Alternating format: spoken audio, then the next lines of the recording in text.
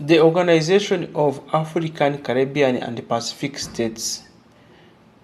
The Organization of African, Caribbean, and Pacific States is a group of countries in Africa, the Caribbean, and Pacific that was created by the Georgetown Agreement in 1975, formerly known as African, Caribbean, and Pacific Group of States. The organization's main objectives are sustainable development and poverty reduction within its member states, as well as their greater integration into the world's economy. All of the member states except Cuba are signatories to the Cotonou Agreement with the European Union. The Cotonou Agreement, signed in Cotonou, Benin in June 2000, is the successor to the Rome Convention.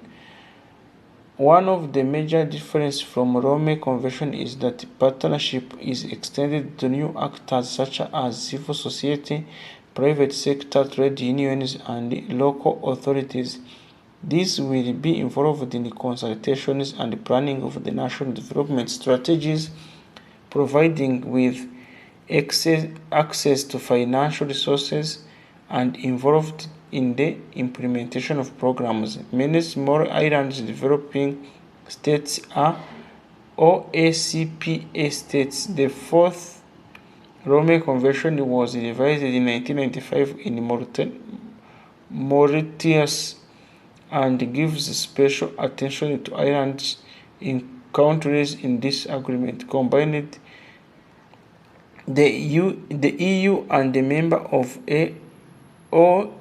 OACPS represented over 1.5 billion people and more than half of the seats of the United Nations.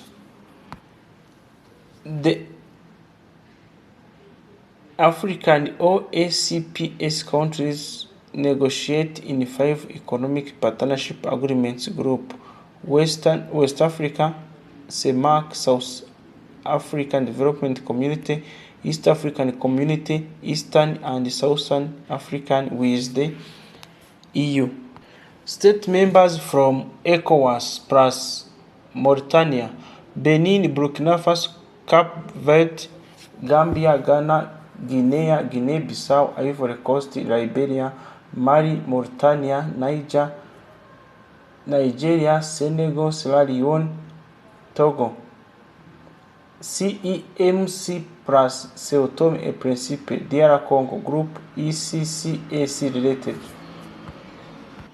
Cameroon, Central African Republic, Chad, Democratic Republic of Congo, Equatorial Guinea, Gabon, Sao Tome et Principe. East African Community Group, Burundi, Kenya, Rwanda, Southern Sudan, Tanzania, and Uganda.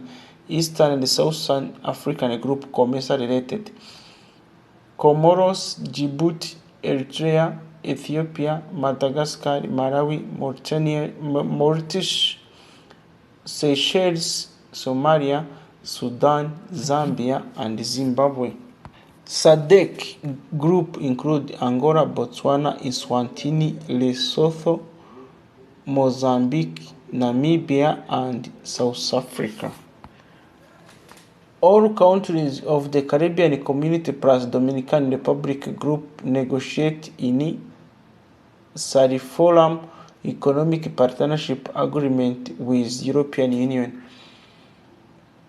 Antigua and Barbuda, Bahamas, Barbados, Belize, Cuba, Dominican Republic, Grenada, Guyana, Haiti, Jamaica, St. Kitts and Nevis, St. Lucia, St. Vincent and Grenadine, Suriname, Trinidad and Tobago. Pacific, all developing member states of Pacific Island Forum Group and Timor-Leste negotiate in Pacific EPA with the EU.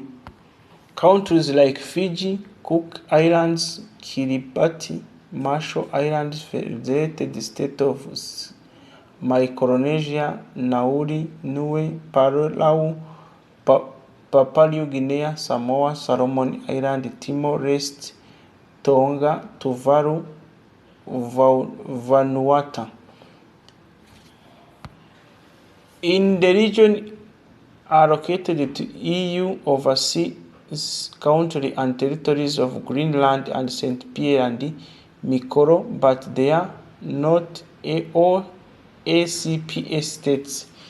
In this region are located in the UK overseas territories of St. Helena, Ascension and Tristan da Cunha and Falkland Island, but these are no OACPS state. Nevertheless, St. Helena is developing links with the SADC-EPA group.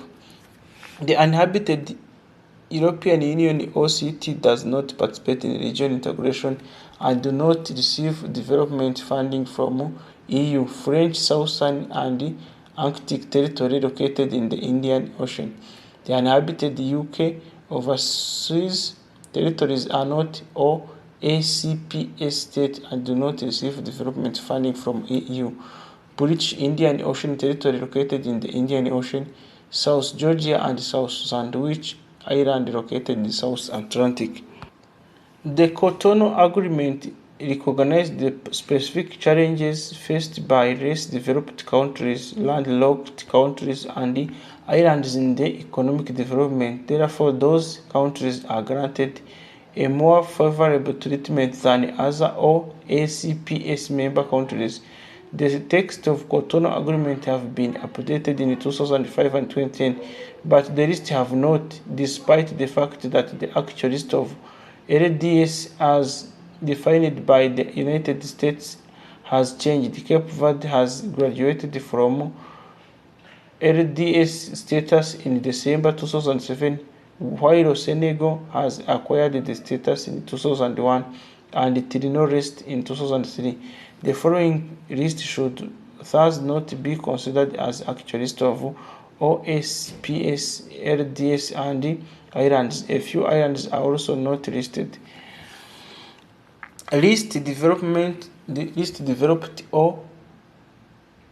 OACPS states: Angola, Benin, Burkina Faso, Burundi, Cape Verde, Central African Republic, Chad, Comoros, the Democratic Republic of Congo, Djibouti, Equatorial Guinea, Eritrea, Ethiopia, Ghana, Guinea-Bissau, Haiti, Kiribati, Lesotho, Liberia, Madagascar, Malawi, Mali, Mauritania, Mozambique, Niger, Rwanda, Samoa, São Tomé e Príncipe, Sierra Leone, Solomon Island, Somalia, Sudan, Tanzania, Tuvalu, Togo, Uganda, Vanuatu, Zambia.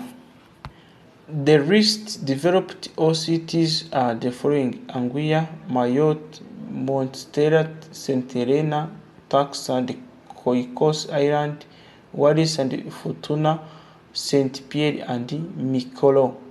Landlocked or ACP states: Botswana, Burkina Faso, Burundi, Central Africa Republic, Chad, Ethiopia, Lesotho, Malawi, Mali, Niger, Rwanda, Eswatini, Uganda, Zambia, Zimbabwe.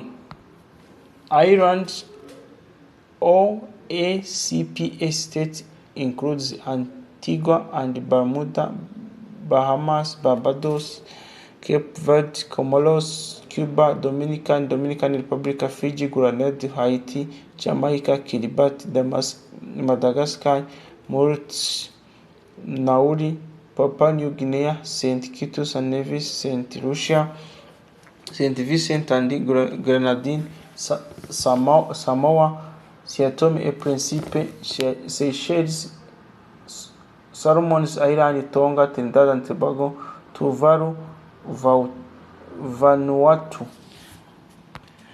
Organization of African, Caribbean and Pacific States has its secretariat in Belgium, Brussels. Their official languages are English and French. With Secretary General George Chikoti, established on 6 June 1975. which is made up of the following groups: Caribbean Group, East and Southern African Group, Pacific Group, West African Group, Southern African Group, Central African Group, and East African Groups. Thank you very much for being with us, and see you in other upcoming videos. Bye.